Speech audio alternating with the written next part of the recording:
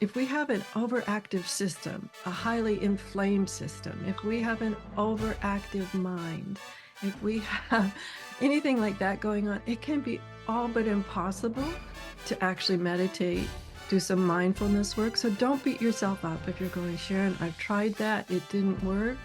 It's okay. Give yourself space and grace. Cue music. Places, everybody, places. We're starting in 3, 2. Welcome to the Autoimmune Hour, where we look at the rise of autoimmune disorders. I've brought together top experts that range from doctors, specialists, nutritionists, researchers, and even those recovering from autoimmune to bring you the latest, most up-to-date information about autoimmunity and how to live your life uninterrupted. Thank you for joining us here on the Autoimmune Hour with Sharon Sayler. Always seek sound legal, medical, and or professional advice regarding any problems, conditions, and any of the recommendations you see, hear, or read here on the Autoimmune Hour, Understanding Autoimmune, and Life Interrupted Radio. Join the Autoimmune Hour's Courage Club. Sign up now at understandingautoimmune.com. Now, back to your host, Sharon Sayler. Welcome, everyone, to the Autoimmune Hour. I'm Sharon Sayler from SharonSayler.com, and as always, from UnderstandingAutoimmune.com. And it's my honor and pleasure to be with you here on another brand new episode. We're mixing it up a little bit. For the first time in over a decade, we're not having a guest. I'm just going to give you my top 10 tips for the things I've learned over the last 10 years of doing the Autoimmune Hour. Plus, you know what? We're right about that anniversary date of my first diagnosis. And well, I won't say my first diagnosis. One of my tips is all about understanding your medical history. So we'll get into that because oddly, there were diagnoses all the way back years, decades ago before I got the actual, what I'll call the big diagnosis. How's that? So anyway, I hope you've got a cup of tea. I've got my cup of tea here, and we'll be enjoying it together. And thank you for being here, and let's get started. I did write some of them down, so sorry about that. I'm just trying to sort through my favorite ones. And the first one that comes to mind is one of those big ones, and because it's important, but it's often overlooked and completely misunderstood. And I am still figuring this one out. We've had numerous nutritionists on the show. So the first one is, I say, adopt an anti-inflammatory diet. And people are like, what's that mean? The problem and why it's so crazy making is it means something different to everybody. It's all based on our lifestyle, our genetics, all sorts of things. So we can't just say, boom, eat these 25 things and you'll be perfect, right? That's the crazy thing about it. So there are certain ones that you can get tested for. You can get tested for food sensitivities in a variety of ways, as well as you can also know yourself. Like, does it give you an upset tummy when you eat it? I've talked to a few people who say shortly after eating with XYZ, I get a runny nose.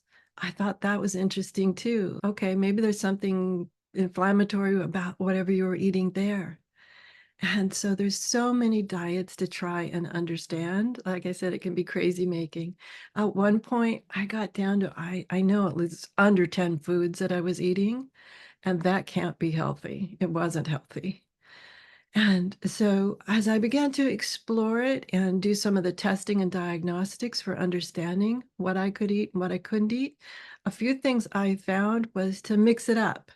Don't eat the same thing over and over and over again. I haven't had them as guests on the show, but I've talked to various people who, one woman only ate rice and a couple of other things. Now, I'm not saying that rice is bad. For a lot of people, it's not. Some people it might be. But it was that she was eating under 5 things day in and day out for a long, long time. And my goodness, that just frightened me because what nutrients are you missing out? And there is also some research that shows if you eat the same food over and over again, you begin to build up sort of a tolerance to it. And so you wouldn't want to get to allergic or some response to one of the 5 things you're eating, right? Now, I found a wonderful website, and this isn't sponsored at all. I really should reach out to them and have them on the show because I found their website so fascinating. It's called whatthebleepdoieat.com. And you can put it in there, and whether you want anti-inflammatory or gluten-free or oxalate-free or lectin-free, just this whole long list, you can check them off, and then it will come up with foods that are in the positive categories. Like if you're wanting gluten-free, it will show you a whole variety of foods that are gluten-free. And I just found that so delightful. And in what some ways a little distressing because I was like, wow, I didn't know that was one of those food groups or whatever. So there's so many things we can learn about anti-inflammatory diets. But like I said, I'll reach out to them and see if we can have them on the show. But I found that a fun site to help me understand the things I could eat. We've also had all sorts of nutritious. We just had VJ Hamilton on, and we've had Sally Norton on, the oxalate diet, the anti-oxalate diet gal. And so just a ton that I'm blanking on several of the others we've had, but just go through going understandingautoimmune.com, go through there and search for nutritionists, and you'll see a whole variety of shows on there to talk about that. And so the number one thing that I have found that has helped me the most is understanding my diet, what I can eat, what I should stay away from, and what I can eat in limited amounts. See, that's the thing. Some people say yes, no, black, white. Nope. There are some foods that you can eat in limited amounts. And so it's not all about, oh, woe is me, I can't eat anything. Because one of the things is we have to keep our body strong. That's the way it heals, right? So anti-inflammatory diet is number one for me. Let me bring up my notes here again. And then let's see, number two, I took about managed stress. I did not realize 10 years ago when I got diagnosed the stressful life I was leading. I realized I was on the road over 200 days a year. I love the corporate training work that I do besides this podcast. I absolutely adore my clients, and I love traveling to meet them and seeing wonderful, exciting places. Yet I didn't realize the toll it was taking on me. Flights here and there, lack of sleep, sleeping in different places, not being able to sleep, which, by the way, sleep is one of my top 10 things here, but we'll get to that in a minute. So manage stress. Although one of the things I learned about managing stress, you'll often find in just the regular types of conversations with people about stress, they'll say, oh, meditate, mindfulness exercises, things like that. You know what? If we have an overactive system, a highly inflamed system, if we have an overactive mind, if we have anything like that going on, it can be all but impossible to actually meditate, do some mindfulness work. So don't beat yourself up if you're going, Sharon, I've tried that, it didn't work. It's okay. Give yourself space and grace. Maybe just 10 seconds at a time, just to stop. Take a couple of nice deep breaths. Let it go. Yeah, sometimes that's all you need. Other times, go out for a walk, hug a tree, find a beautiful flower garden and just spend some time in it, observing the butterflies and the bees. Sit by the ocean is one of my favorite ways to relieve stress. So just find the way that works for you and give yourself permission to do it. Too often I find that we're in such a state of busyness, helping others, helping family, work, etc., that we don't realize how much stress we're under until we actually do take a few moments for ourselves. And I know the first few times I started doing that, I really had a hard time relaxing because I didn't know what it felt like to relax anymore. I had totally forgotten what it felt like to have a stress-free body. And remember, it's also anti-inflammatory because when we relax, our body goes out of fight, flight, or freeze or deep stress and goes into rest and digest. And rest and digest is where healing happens. So my second tip is adopt a life of where you're managing stress. Ideally, we'd like to be stress-free, but hey, I'm a mom, a grandma, a working woman too. I get it. That's probably not going to totally happen. So give yourself space and grace and give yourself a big hug too. Something about those big hugs are awesome. So give yourself a big hug too. Let's jump forward to number three. And that's where I say prioritize sleep. Sleep's really hard sometimes when you're feeling maybe your body hurts, you've got inflammation, it even hurts to just lay flat, let alone walk or move. Maybe you've got nerve pain. There are a lot of autoimmune conditions that have nerve pain, have stomach pain involved with them.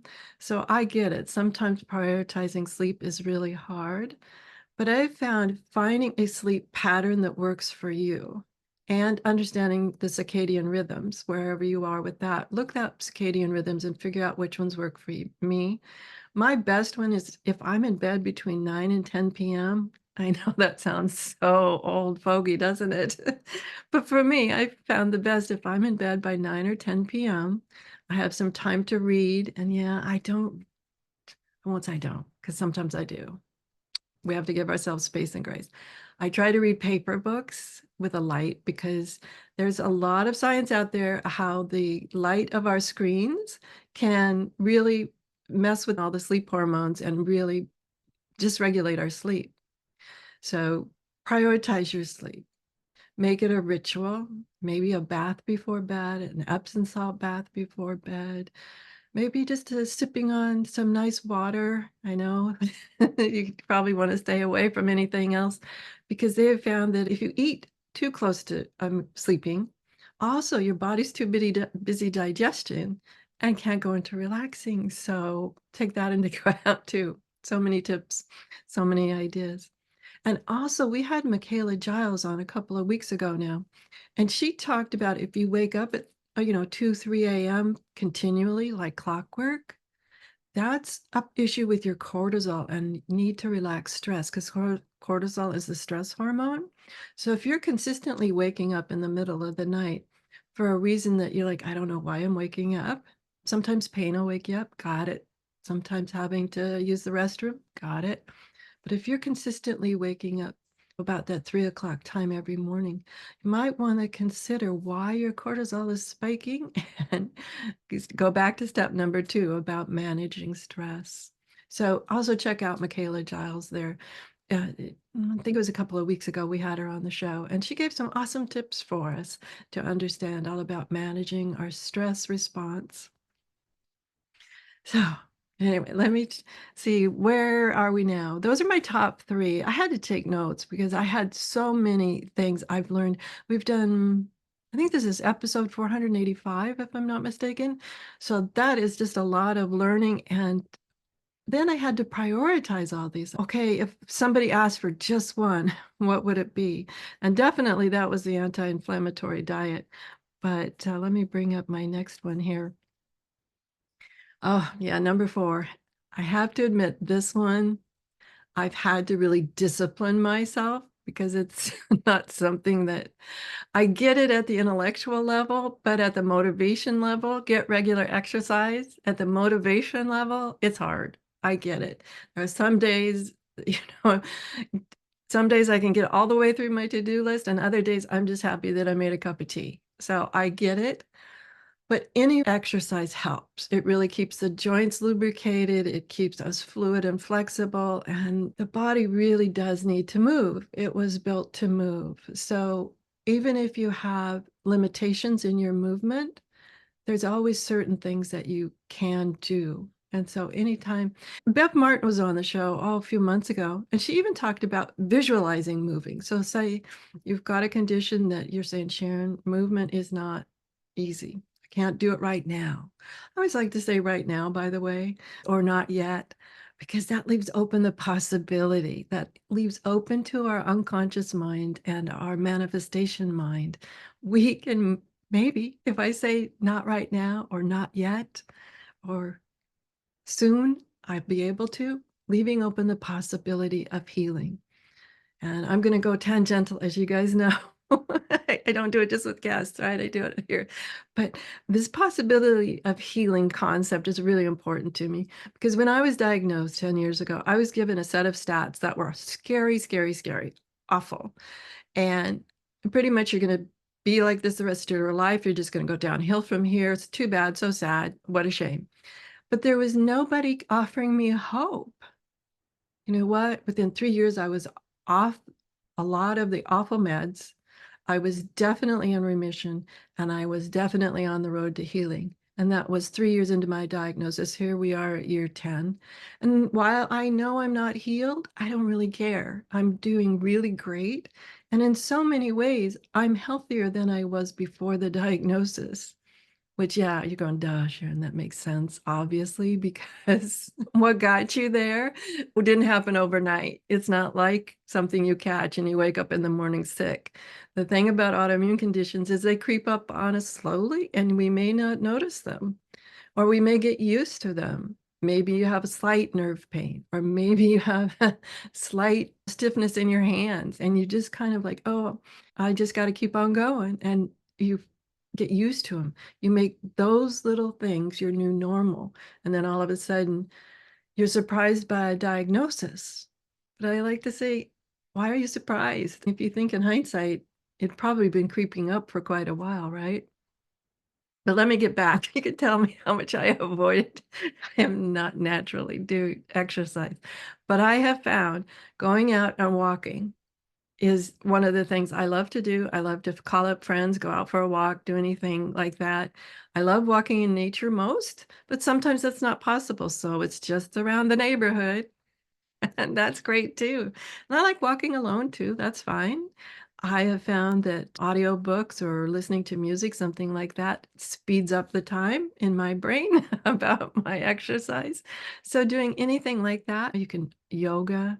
Swimming is great for a lot of people. So yes, you've got to have access to a pool or a lake or something like that. But all of those sorts of things. So just make a list of what you like to do, what you used to like to do. Maybe you're like, Sharon, I haven't thought about exercise in years, something that I can do consistently.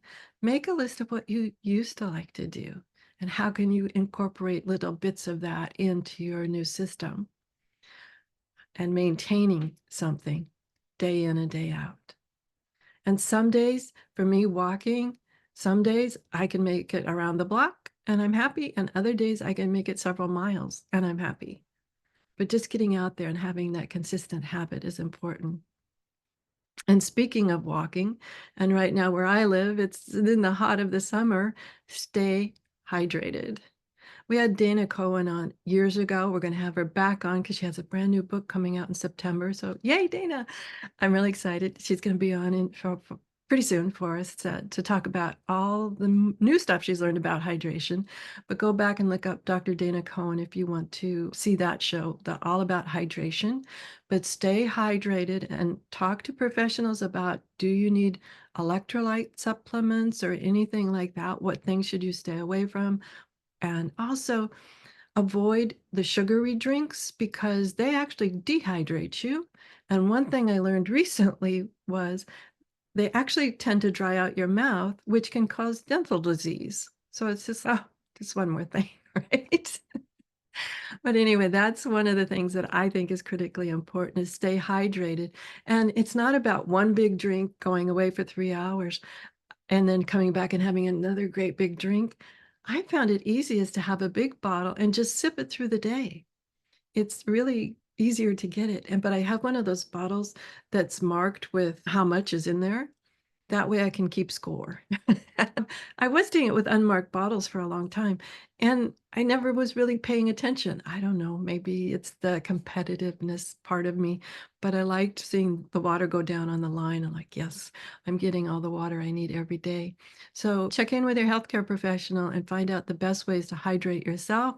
But I say stay away from the sugary drinks because they definitely not only spike your sugars in your body, which can mess up with your digestion and your detoxification, as well as we get older, weight, right? I know they taste good, but treat yourself every so often. I'm not saying I'm not one for absolute elimination of most things, because I think after a while, if we feel that we're depriving ourselves of something, I don't know about you, but I tend to binge then. So I'm like, okay, I'm going to do as much as I can, moderation, and be very mindful about it. So when I make the choice, I make a conscious choice, not an unconscious choice to have something, right? And then after dehydrated, that's number 5. My goodness, we're just blowing along on these. Number 6 is similar to the anti-inflammatory diet, and I guess I should have put it higher up the list because it could be sort of an addendum to number 1. Number 6 is focus on your gut health. They say an interesting thing, they always call the gut the 3rd brain, or is it the 2nd brain? I can't remember, but they're saying that there's 3 brains, and the gut really talks a lot to the brain. And I recently learned that this nerve does this two-way communication. Usually nerves go from the head down and then sometimes go back up to the body, but this nerve goes all the way through the gut and it goes back up to the brain telling like a two-way telegraph. I found that so fascinating that it's not just the brain telling the gut what to do, like time to get the food in here, time to digest. It's a two-way communication. So the brain knows what's going on and the gut knows what's going on. So that really makes sense about all the times we've heard about trust your gut, what's your gut saying, those sorts of things are really true.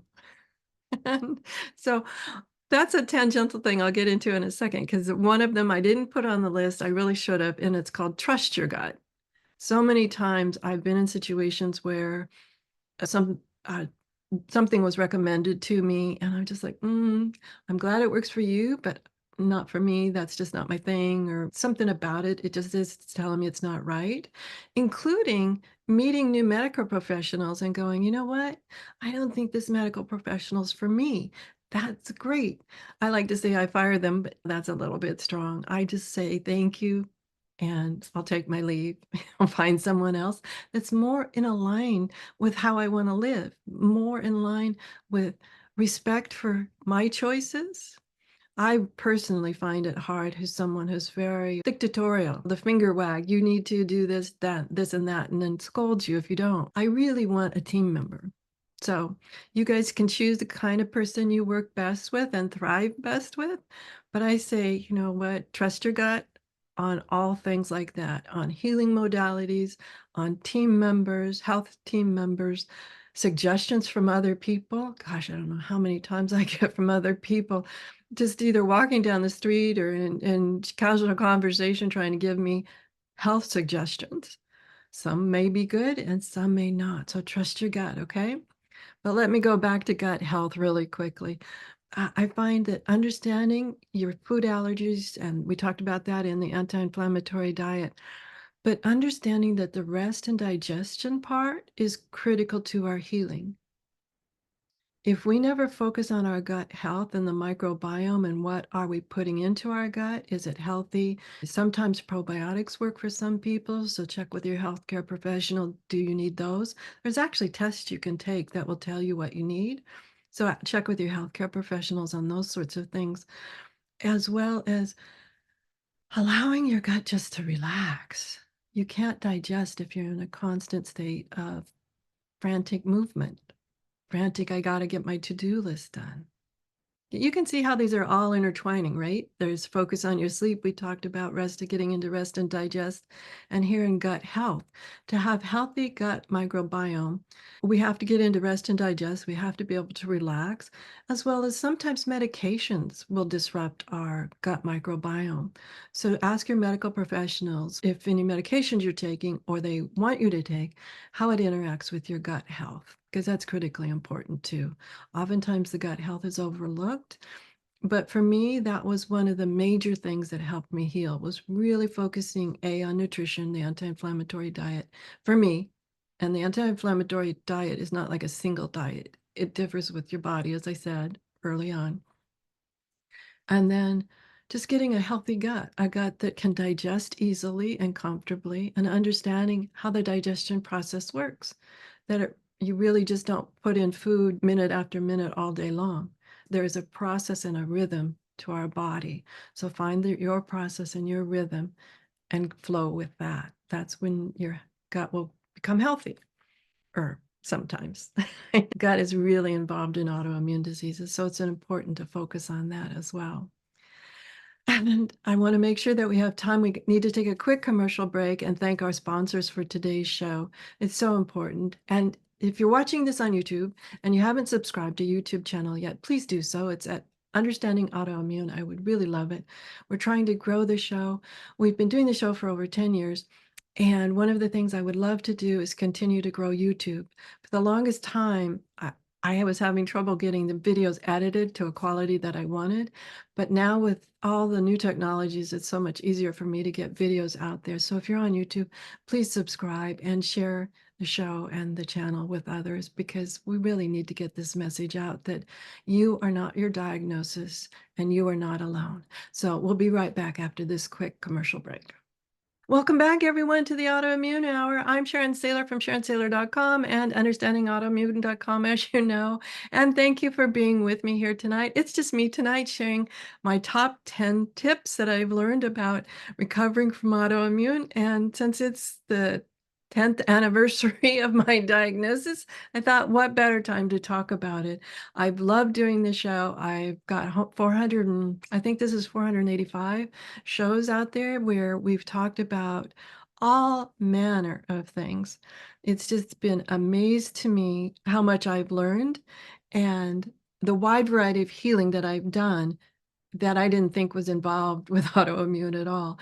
And so number 7, see, some of these I have a hard time when you have to number things because I think this one's critically important, is 2 parts. The first part is understand yourself, and the second part is advocate for yourself. Now, remember, we just talked about trust your gut? That's part of understanding yourself. But one thing I've learned, and I learned this, I think, in about year 5 of the show, was the importance that our past history, medical history, trauma history, school history, all sorts of things, plays into how we got where we are. It's amazing to me how past traumas stick in our body. If you haven't yet, and I haven't ever had him on, I would love to have him on, and that's Dr. Bessel van der Kolk has a wonderful book called The Body Keeps the Score. Absolutely love that book because it talks about trauma and how it gets stuck in our body and can play into our health, either if we manage it well, getting well, or if our body's keeping all the score on these past traumas and hurts and things that happen, it can keep us in a condition of less health. And so I found that book so fascinating to understand how even things that aren't like bumps and bruises but are traumas from the past, terrible, scary things or something like that, get stuck in your body. It's fascinating. I've told the story on the show before. Years ago, I had a massage therapist, and she'd been working with me for years. And so she knew me pretty well and knew my body pretty well. And I kept coming and complaining about my shoulder. And finally, one day, she said, "We've worked on this shoulder for a while. And I just have to tell you, if you just take that knife out of your back, you'd be fine." And I had to stop and I was in shock, and it made so much sense because at time I was going through something where I felt I had been stabbed in the back by someone. And, I had to work through that and deal with that and come to terms with that and release it. And then, you know what? My shoulder got better. Now, I'm not saying that's everybody's shoulder problem. You can definitely have injuries, et cetera, et cetera. But it's just one of those things to think about, like, are there other underlying issues besides the actual physical manifestation? And we've had Sarah Payton on the show numerous times, and one of our favorite topics is unconscious contracts. And these are the kinds of contracts we make with ourselves and other people. Sometimes they can be like, I'll stay quiet and keep myself small so my parent won't yell at me. We make that an unconscious contract as a child, and yet it doesn't serve us as an adult, yet we're still running from that same contract, still operating from that same contract. So those sorts of things are really important to know. And if this sparks an interest with you, go to understandingautoimmune.com and search for Sarah Payton, Peyton, and you'll love all of those shows we've done with her, because understanding how we resolve and work through our past traumas and how that plays into healing our body is one of the key components in my healing. That was a huge aha moment for me. You can also check out Dr. David Clark. We had on the show, amazing man, a retired gastroenterologist who talks about the same thing about our gut holding tight and how holding our trauma, sort of swallowing our problems. You ever heard that phrase? Can keep us from healing in the way we want to heal. As well as there again, Kayla Giles and Jessica Jimison from Origins Collaborative Care have been on the show. They talk about that too, plus so many others, because I'm fascinated about the deep healing of trauma and understanding that. I think made it number 10. We'll talk about some more about that. Understanding yourself and advocating for yourself, being able to set boundaries, even with medical professionals. I know white coat authority was a big thing for me. And yet, the day I finally said to a very well respected and I'm sure great person, but we just didn't get along, we didn't see eye to eye. It was their way or the highway kind of person. And I really wanted to know, why am I doing this? What can I expect as results? What else should I know about this? I really wanted to know a lot. I don't like to be surprised with my health. When you get an autoimmune diagnosis, sometimes that's the biggest surprise. And then you need to know, what am I going to do with this? So advocating for yourself, learning to set boundaries is really important. Like I say on the show, I don't really fire them, but I have been known to fire doctors. Now, I don't like get mad or anything like that, but thank you very much. And that's not for me. Thank you very much. Walk out the door and find someone else who's more aligned with your philosophy of healing. And the more we take control of ourselves, it's interesting to me. The stronger we get, the less stressed we get, and the more we can set boundaries, which is part of advocating for ourselves. Know what you want and stand up for it, okay? That's critically important. Okay, so that's all about number 7. Number 8, I want to read it here because I want to make sure I get them all right. I wish I could memorize these things, guys. I don't. But let's just play. Number 8, I wrote down as consider alternative care.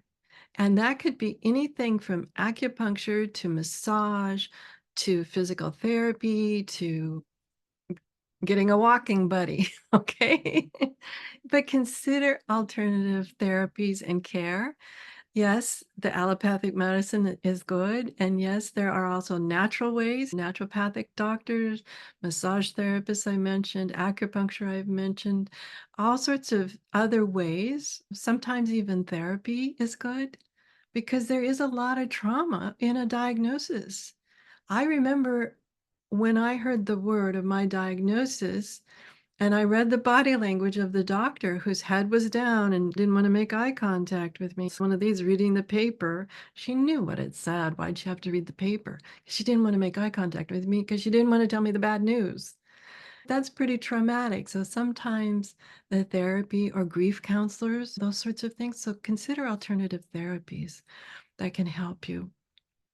And there's also things like functional medicine too, just throwing these all ideas out there.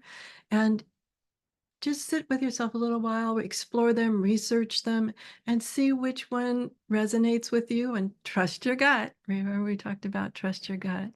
Let's see, what else did I say? Oh, yeah, I wanted to talk about dietitians, nutritionists, things like that. Critically important to add to your team.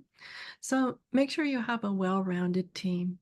And I like to call my team because it takes more than one in my mind to understand all the nuance of what's going on with you. Because a lot of times I've found, and this is not a bashing, it's just something I found, that if you get a specialist in one specific thing, they know that a lot. They know that really, really well, but they might not know what the other thing is, or this thing is, or they might diminish that thing, like poo-poo it, or whatever it is.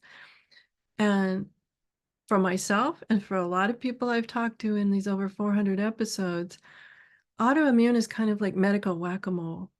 It is really hard to diagnose one specific thing. And I have found, and the research bears this out, that if you have one autoimmune, you probably have another one or so more. So to be aware of that, because one thing I learned early on was explained to me that autoimmune conditions are hard to diagnose because so many of the symptoms are similar.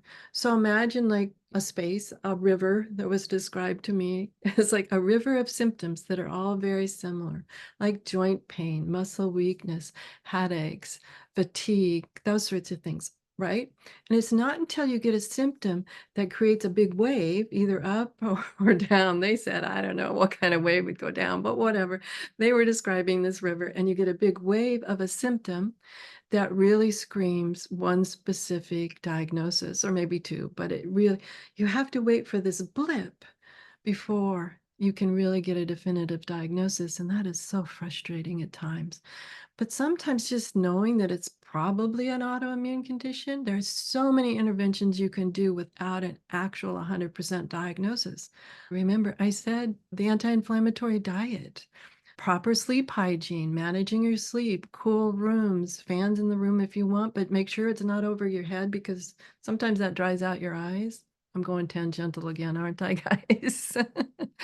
But consider alternative care and build your support network. And that's really important. And I see those two combined, but the Build Your Support Network is also communities such as the Courage Club on understandingautoimmune.com or watching our show or other shows. There's many, many great shows out there about healing modalities. And sometimes just knowing that you're not alone, like you're not the only one going through it, is helpful. I know that seems really counterintuitive, but for me, it was helpful when I found out, oh, you grieve too? Okay, so that's not abnormal to grieve, right? So it's important to understand that a nice support network is very helpful. However, I want to put a great big asterisk there. Make sure it's a positive support network. I have found many support networks, and I'm not going to name any, but they're out there, and you've probably fallen into a few that are one big dark hole of woe is me. And everybody's in the woe is me, and they just keep digging, as my friend Don would say. He says, if you're in a hole, quit digging. And I have found some support communities are not so supportive. How do we enhance our life? How do we encourage others? How do we move beyond this? How do we grow, even if it's just like one little step at a time? How do we change our situation for the positive? How do we maintain hope and faith, right? So, while support networks and communities are incredibly helpful, choose wisely. And if it doesn't feel right, back to trust your gut.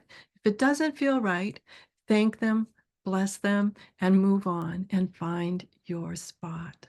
That's critically important for me is building a support network. And I feel I have it here on Understanding Autoimmune. I get so many wonderful emails. And when I can help, I absolutely love to find someone. I've been known to find a few experts and have them on the show just to answer very specific questions. I find that absolutely wonderful. And I think having a support network, even if it's family and friends, although I have to say sometimes family and friends do their best to understand, but honestly, if you haven't been in our shoes, they don't really understand why you were able to say, yes, I can go to the farmer's market with you tomorrow or Saturday or something like that. And then Saturday comes and you realize, you know what? My muscle weakness is back, or my stiff joints are back, or I know it's too hot outside and the heat will affect me. And you have to say no. Sometimes people who haven't gone through that, haven't walked in your shoes, don't quite understand, even if they try to understand. You need to love them and bless them and thank them. And finding a support network where someone who knows what you're going through is helpful because sometimes it just confirms your sanity. And sometimes we need that, definitely need that. And so that was number 9, and I want to jump to number 10 before I run out of time here on the clock. I'm so enjoying this. I think maybe we'll do more of those. If you want more of those, please leave some comments saying what you'd like to to share and talk about, and maybe I'll do some more of these ones. I have to tell you though, secretly, I really was scared to do this alone. Really talked it myself into it. I thought about calling a few of my friends like Bev Martin, Sarah Payton, Liberty Forest. I mean, I can just go on the list. I just went down the list and I said, no, Sharon, one of your biggest fears. And I know it's funny because I interview all of these people every week, every Friday at 7 p.m., right? But one of my biggest fears was, can I do it alone? Can I share what I've learned over the last 10 years alone? So I know I'm not alone because you're there. If you are there, please share in the comments that you're there. I'd love to know that you're there. I try to respond to all the comments, and if I don't, please don't take it personally. Sometimes life intervenes, but I really appreciate you being part of my community. I want to talk about number 10, and I had like 15 or 20 of these things. And number 10, I find important and a way and a little scary. Oh, when I learned all about it, we had Sharon McGrill on. She's been on a couple of times. It's MCRILL, Sharon McGrill. Check her out at understandingoutaimmune.com and look for her because she really gave us a couple of two or three great shows on reducing environmental toxins. I was so surprised at how many things really can interrupt our healing, interrupt our endocrine system, can cause inflammation, and can keep us sick. And they're like hidden, absolutely hidden. And never before in the history have we had so many chemicals, so many artificial things out there, and even in our diets. I want to go back to number one about the anti-inflammatory diet. One of the things through the 10 years I've learned is about processed foods. And when you read the back of those, how many things there are really are not healthy or are known disruptors of our systems, of our digestive systems. So that's really important to know. We'll have some other experts on because one of the things I wanted to talk about, besides the sugars, as I mentioned, the refined sugars, things like refined oils and all of those sorts of things, I'm learning more and more about that can really be disruptive to our healing process and like all things in moderation, but just to be aware of it and to be aware how your body responds to it. Your friend's body might not respond the same way. That's what's so fascinating and difficult about an autoimmune diagnosis. One person's diagnosis, the word may be the same. Let's say lupus. Lupus is in with one person, and you're going to be talking to that person, and they're having a completely different experience than you. So that's why I say it's important to have a good medical team behind you to help you understand all these little nuances of what works for you best. I wanted to talk about these environmental toxins because it's not just like, as I mentioned, the chemicals and the processed foods and all those sorts of things that we have to be mindful of and what can our body take and what can't our body take, but also things like mold. Wow, we had Maria Fadiman on. She is an amazing woman, and this was a few years ago that we had her on, and she's a National Geographic explorer, ethnobotanist. That's a little hard to say. And she came on, and she is an amazing woman. We'll have to have her back on. It's been a while since she's been here. And oh my goodness, I'm thinking of all these people we have to have back on, right? Because I want to catch up with them. I find it so fascinating. So anyway, she had exposure to toxic mold in her home. And yet she is still able to go out into different jungles of the world and do her work, this amazing work she does in helping indigenous people. So it's an amazing job. But even with a mold toxicity problem, she's able to regulate her system enough that she goes out into all these amazing places. I just find it fascinating. And have also had mold experts on. Let me back up a little bit. I like those survivor to thriver stories like Maria's. I love those stories. So if you have some ideas or you have your own survivor to thriver story, throw it in the comments and let's chat. And so we've also had mold experts on talking about how do you know you have mold? How do you know that it's mold that could be harming you? And how do you eradicate it? And so those are really types of things to think about is, are there environmental toxins in my home? In my greater world, do I live in a place with high air pollution or not? Can it even be it? And I know a few years ago we had a lot of wildfires where I live. Oh my goodness, I was so glad that I had a home that has all sorts of protection mechanisms in it that I could breathe air without all of that environmental smoke. That was just crazy. And so being prepared would be my last one. If we had another 11, it's like know yourself and be prepared for it. Be prepared. Oh my goodness. It's been so great. I really appreciate all of you. I'm going to sign off now. That's my top 10. Don't have a whole lot else to share besides my top 10, but do share in the comments if you have others that came to mind, or if you have a favorite show or a favorite guest that you want to be on the show.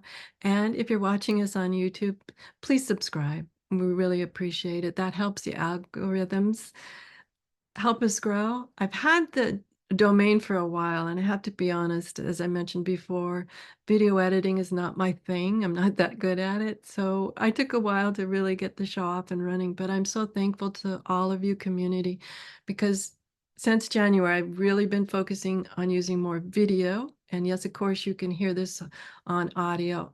On all the major audio release places, you'll hear the show as well, but I've really been working on doing that on video too. I think there's something community building about us being able to chat like this. And so please subscribe if you're on YouTube. We've grown the show almost um, over 100% since I really started focusing it on in January, and would love to keep growing it. There's some magic numbers that these different algorithms make you hit before they really start getting it out to the larger community. And I do hope that we can get to a larger community because there's so many people suffering from autoimmune and they don't realize they have it. And if they just have a little bit of knowledge, they can take control of their life. They can know they're not alone and be part of a supporting community such as ourselves here. And thank you for being part of the community. And as I always sign off, have a great week, whatever your adventures. And yes, be sure and have some adventures, because that's what makes life so sweet. And get out there and enjoy your life. I'll see you next week. Enjoy.